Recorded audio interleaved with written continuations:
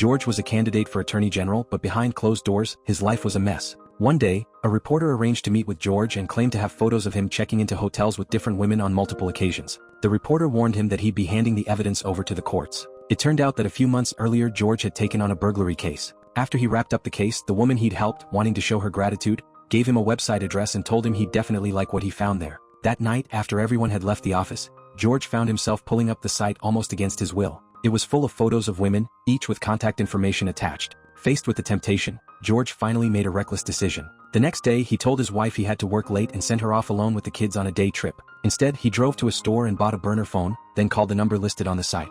Once they'd settled on a time and place, George headed to a hotel. Right before he walked through the door, he slipped off his wedding ring, as if that alone could preserve his loyalty to his wife. Once he stepped inside, a beautiful woman greeted him warmly. He didn't come home that night. In the days that followed, George kept up appearances at work, projecting authority in front of his team, while quietly seeing different women on the side. The mounting expenses drained his bank account. One day while shopping with his wife Jenny, she picked out an expensive pair of sunglasses. When George went to pay, the cashier told him his card had insufficient funds. With no other choice, he put it on a maxed-out credit card instead. On the drive home, Jenny sensed something was off and asked if he was seeing someone else. Panicked, George scrambled to explain that he was running for Attorney General and needed the money for his campaign.